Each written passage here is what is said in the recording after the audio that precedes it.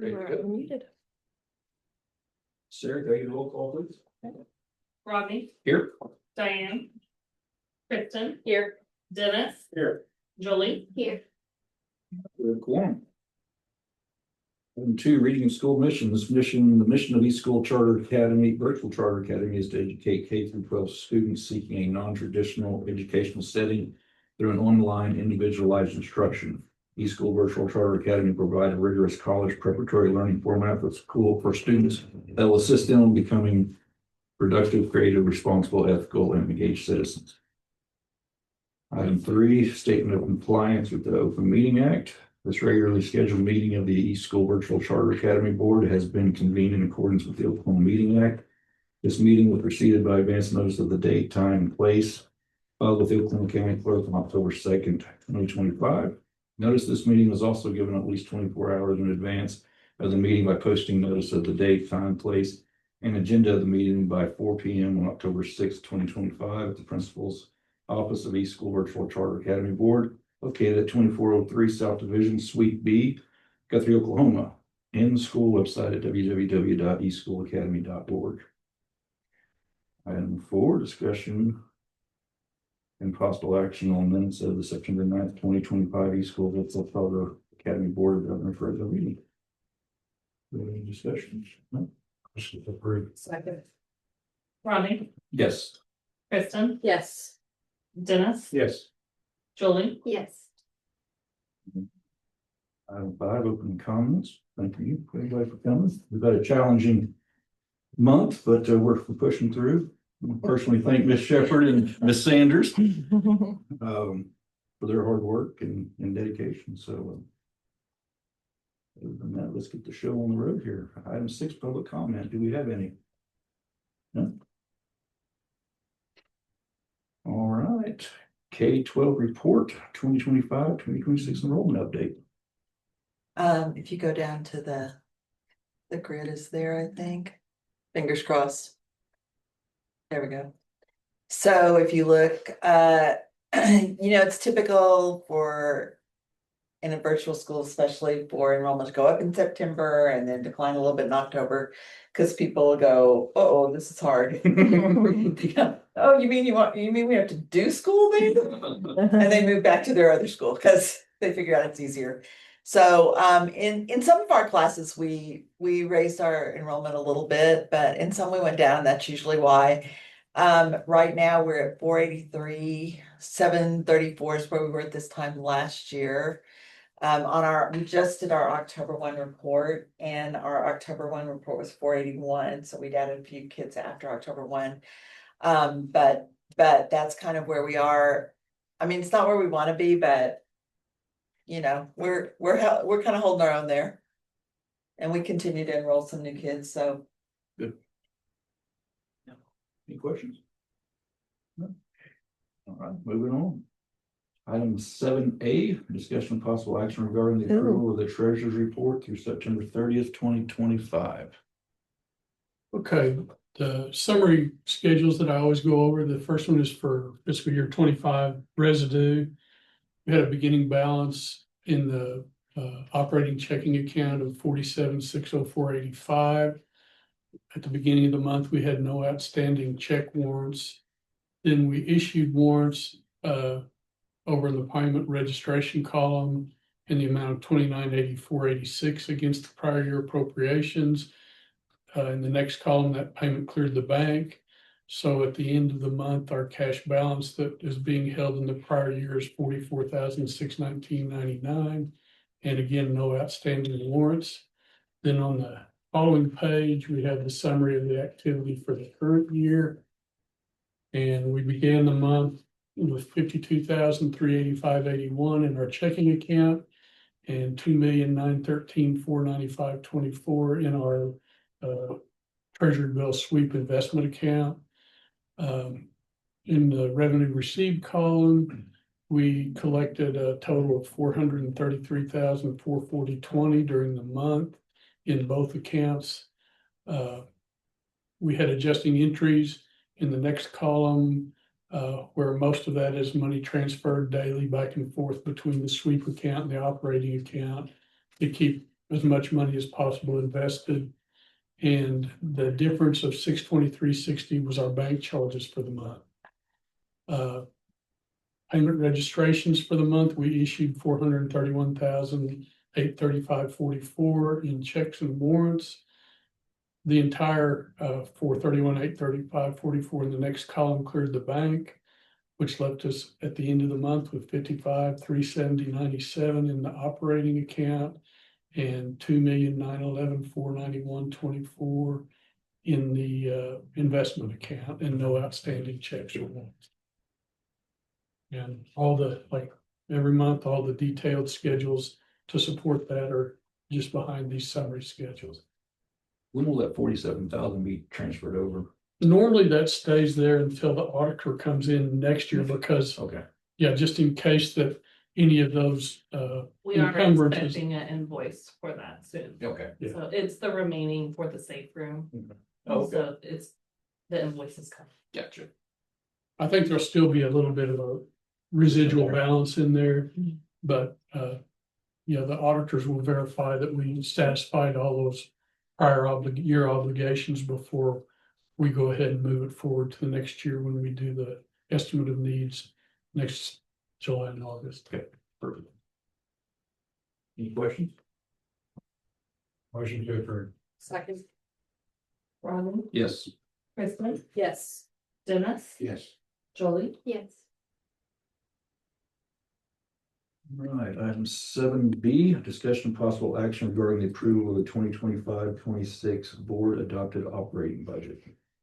Okay, basically, the first page of this is just kind of our budget philosophy, and it's the same as it's been every year. We're not gonna have any deficit spending, and we will budget for the 12-month period based on historical information plus any new needs or information for the current year. Pretty basic philosophy. So on the next page, we have the revenue section, and it looks like that our revenue will probably be down substantially. Column 2 is prior year actual revenue, and then the far right column is what we've budgeted for the current year. And under the state sources of income, you can see that our largest source of revenue, the state foundation salary aid, is down substantially, like $1,340,000. And that's due to the lack of growth in student numbers. Student numbers drive most of our revenue. And since we don't anticipate that we will get up to the prior year's first quarter enrollment numbers, we will probably use last year's year-end enrollment numbers to calculate state aid at midterm, which will be what we started the year with. So that number in the far right column of 4,682,000 was our actual allocation to begin the year, and in all likelihood, that's where it's going to stay. The other major loss of revenue is down in the federal sources. Last year, we collected $913,000 and change in ESSER 3 funds, and that was just the residue of all that COVID money, and it's gone away now. So there will be no collections of COVID and ESSER 3 funds this year. So that's what made up the lion's share of the decrease in our revenue that's expected for the upcoming year. If we scroll down to almost the very last page, and I'm not sure exactly what page that is, it's there, right there. Our total expenditures also will be down in the vicinity of 160,000. Some of the larger items that created that is we paid employee retention stipends last year, and I don't anticipate that happening again this year. That was a cost of $233,000 and change that we won't have this year. We also, in order to bring our fund balance down to an acceptable level, looking forward to this year, purchased quite a bit of instructional technology hardware, And so we won't have that expenditure again with what we've got stockpiled, I don't think. And then the other major item, and this is those two were decreased cost. The major increase in cost was in visiting with Sarah. Our health insurance premiums are gonna increase this year over last year. And that's gonna be an increase to benefits cost for the staff of around 59,500. There are a lot of other little adjustments from last year up and down based on what we've encumbered for the year so far and what we comparing that to what was actually spent last year, but they're all small adjustments. But the net change is in expenditures that we will go from 6,390,000 in expenditures to 6,230,000 in expenditures. Net result of that is a reduction or it says revenue in excess of expenditures on the third line up, and that's a negative number out in the far right column where we have the current year's budget. So what we're really talking about is expenditures exceeding revenue, according to this budget of 777,000 and some change. On the expenditure section of this, there's a lot of room for this to vary between now and midterm or even early spring based on the needs of the school and everything like that. So I always feel like that the numbers are pretty raw this early in the year, especially on the expenditure side. And I think I've mentioned this in the past when I presented this budget. I will always err on the side of being conservative. In other words, what I think our lowest fund balance will be. If I'm going to estimate expenditures, I'll estimate them slightly higher maybe than what they might actually be. Mhm. And revenue slightly lower because I want to be prepared for, or want us to be prepared for the worst case scenario. So if we look at that reduction from the beginning fund balance of 3,101,000 in the far right column, that works out to a 2.324 million fund balance to end the year. We'll have to monitor all that because I think I mentioned a little bit ago about bringing our carryover down to an acceptable level. Mhm. This coming, at the end of this year, we will be penalized in state aid for the following year if we exceed a 22% fund balance. And that's 22% of our current year revenues. So that's something we're going to have to monitor, and we made some strides to bring that down last year because we knew it was coming. Mhm. But when we get into April and May, we'll have a much better picture of what our actual budget is going to look like, what our actual expenditures and revenues are going to be. And we may possibly have to expend some money on some one-time expenditures. We don't want to put it on recurring expenditures because we want to maintain that fund balance. We don't want to do that kind of thing every year. So say all that to say that this may change if we look like we're going to lose state aid next year because we're carrying too much money over. Yeah. That is. Is everybody's eyes glazed? That's a lot. Okay, that's all I got. Any questions? You need a motion on that? Yes, please. Motion to approve. Second. Ronnie, Yes. Kristen. Yes. Dennis. Yes. Jody. Yeah. Item 7C, SSCM update.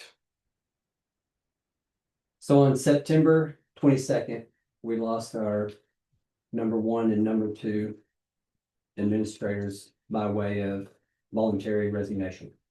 Resignations were submitted to the immediate and they're without notice. On the administrative side, Tammy has stepped in and she is guiding the ship for accreditation and reporting and in the interim while we get things under control. On our side, we have reshuffled our administrative staff to be her labor force. And So they're working hand in hand with Tammy. On the administrative side, there were no losses other than the two that resigned. On the instructional side, our teachers, we've had one resignation that personally called me before she submitted her resignation, and she assured me that even though it appeared to be perhaps related, that her resignation had nothing to do with the prior resignations. It is just coincidental in timing. She wished us well, we wished her well, and I think her resignation is effective next week or after. We had one more resignation that was submitted, and this teacher indicated that he would stay through the end of semester. But we've left the lines of communication open with this teacher, and if he chooses to withdraw his resignation, then we will strongly consider that withdrawal. We would leave that open-ended for him. So right now, minimal disruption in our instructional staff. Then as far as the student population is concerned, we are reporting zero. It's being reported to us from our instructional staff that there's zero disruption in their day-to-day. So as the most important part of it, we are continuing to teach children with zero disruption based on what happened on September 22nd. And the support staff that you read, the support her, they're all in step with Tammy and willing to do whatever needs to be done. I believe so. Tammy can speak more of that later, but we're being very positive results of what's being reported to us. Good. Well, and I will speak from a not only board member, but a parent perspective. The parents that I engage with that have kids, because I've got a sizable group, none of them really even know anything. What has come off to our kids has been seamless. So kudos. And that was one of the very first things that we addressed in the staff meeting day of. Is what can we do to make sure that the parents and the students have no knowledge, no disruption, no anything of what's happening at the administrative level. So thank you for reporting that. Say that has been successful. I mean, again, I've got a subset, obviously, but it spans middle school to high school and the parents that I talk to. So you've got a swath there of folks that are essentially unaware there's been anything. Thank you. That's outstanding. If that makes all of you guys feel better, that your work is Yes, no idea. is not noticed. Anything else there? That's it, unless anyone has any questions for me. All right, moving on. Appreciate that, Vic. 7D, discussion of possible action regarding the approval of an addendum to the current contract of Superintendent Tammy Shepherd. So my contract with you, so I work for the board, I don't work for the management company. My contract with you is set up to cover, I do financial oversight and federal programs, that's it.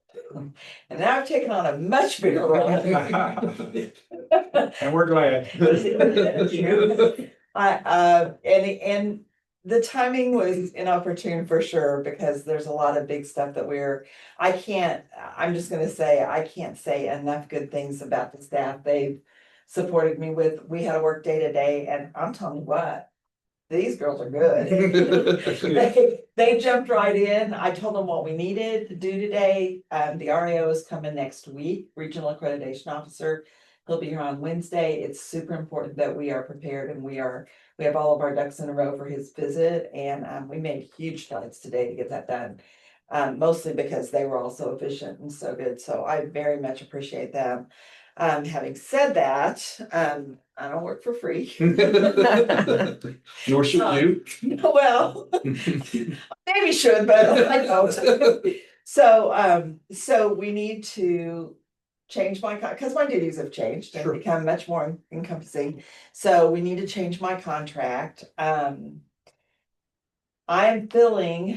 going to say this kind of delicately, I'm filling a role that you guys are paying the management company to provide.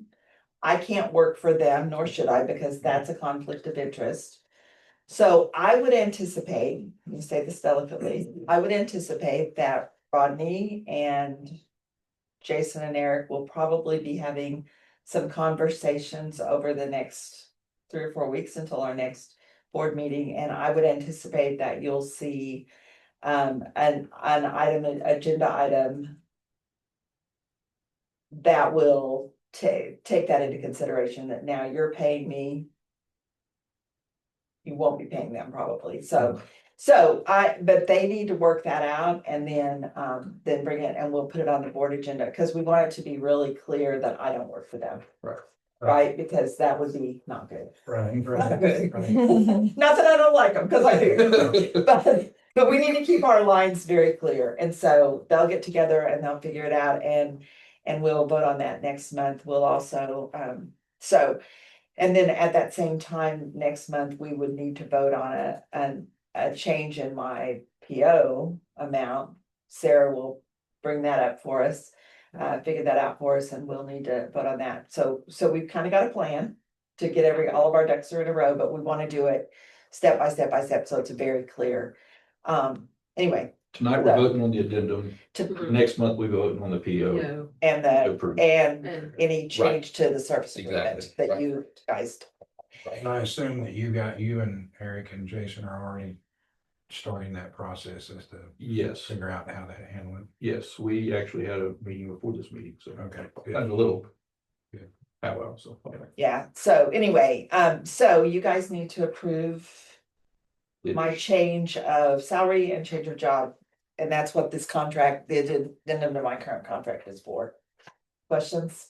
No, Not sure I understand Well, that really well, but No, Yeah, let me express that not only my own, but I'm sure all of us, we are very, very, very thankful for you. And great kudos for the job that you've done, because I've heard you've done well. So really I'm appreciate. glad to help. I'm glad to help. I've been with the school since they very started. I started out when Dennis was the superintendent and I worked as a consultant. Because I had just retired from a job leading another virtual school, and so they hired me to work as a consultant. And so I did that for several years until I became like the superintendent, and so I'm kind of invested. I kind of like it here. Well, that being said, a motion to approve. Second. Ronnie, Yes. Kristen, Yeah, this is the signature page. Dennis, Yes. You and Christina might have signed that. All right, moving on to item 7E, discussion of possible action regarding the approval of the 2025-26 schedule of regular board meeting. These are kind of self-explanatory unless somebody sees a problem. I put a little note on there, September, we had to set on September 1 because our normal date would be right the day after Labor Day, and we can't get a board agenda approved on that day, so same thing for the Columbus Day holiday on October 6th. We'll meet that day instead of our normally second Tuesday, so. Motion to approve. Second. Ronnie, Yes. Kristen, Yes. Dennis, Yes. Jolie, Yes. Hey, item 8, new business. I believe we do have some new business. We actually do. We never do, but we do have. So, let me just cover what new business is. So new business can only be something that was discovered that came about after the board meeting was posted, which this did. We have, okay, so in August, I believe, well, at the last legislative session, the legislature changed the number of required days from 180 to 181. In August, you guys approved a calendar change that should have fixed that problem, right? So when I took over from in this position last week, after I'd posted the board last weekend actually, I looked up something on our school calendar and it looked wonky. And when I added up the number of days in our calendar, in the revised one, we had 174 days. Uh-oh. Plus 5 days of professional development, which is how many are allowed. Which meant the calendar had 179 days on it. We have to have 181, we're non-compliant. So we gotta fix that and fast, because the REO is coming this week. Okay, so here's my suggestion, and I'm gonna give you a little background on why I think this is a good idea. I know that my predecessor was not a fan of this, but I'm not sure why. So we have an option in Oklahoma of doing days to hours, so we can count our attendance, we can count our required amount of school days by the hour instead of the days. It changes, you can have as few as 166 in-person days, right, and 1,086 hours. So, and we're still within the window where we could change from counting by days to counting by hours. I know that one of his big concerns was we need more school days, not less. They don't limit the number of days you can actually have. They only limit the number, they set a minimum, right, not a maximum. So if, one of my big concerns when I found this problem with the calendar was that, our calendar's published, it's already been published, it was published to the parents, the teachers, it's on the website, people make plans, they make vacation plans. And if we all of a sudden go in and say, oh yeah, we're gonna change we'd have to add it to the end, we'd have to add it, we'd have to take something off Christmas vacation, people have already made plans. It's only gonna hurt our attendance, which is only gonna hurt our ADM, which is only gonna hurt our funding, Right. right? So that's kind of the path my brain went. If we change to hours, if we go ahead and change from days to hours, nobody even knows we've done it. None of, the kids don't know, parents don't know. The calendar we have stands with 179 days. We just keep the calendar we've got. Now, all of a sudden, we're compliant with just that one little fix. I mean, I think that is the least disruptive way to fix it. Yeah, sounds like it. Questions, comments, thoughts? Sounds like you've got to take care of Yeah. it. How does that translate? Like, what does that? It makes, okay, so here's the thing. In a bricks and mortar school, if they go from days to hours, they literally have to add hours to their classroom day. We're a virtual school, our kids can work anytime they want anyway, right? So we don't have to change anything. The kids have no change to their day because they can work 24/7 if they want, and we don't care. So it just solves a problem for us without any disruption to any of them. That's great. And anytime you make, I mean, my experience has been that anytime you make a calendar change mid-year, half the people don't see it. Right. Half the people have no idea you even made a calendar change. There's just so many things. This way, we can become compliant with Rodney's signature and me turning in the paperwork. And it's with no disruption, which for me is a plus. Anytime we can fix a problem with no disruption to our kids, Motion to change the hours. I know we need a vote on, do we? we do, Okay, we do. Second, there you go. Ronnie, Yes. Kristen, yes. Dennis, Yes. Jolie, Yes. So then I just submit the paperwork to the state and we're good to go. Item 9, adjournment. Motion to adjourn. Second. Woo. Ronnie. Yes. Kristen, Yes. Dennis, Yes. Jolie, Yes.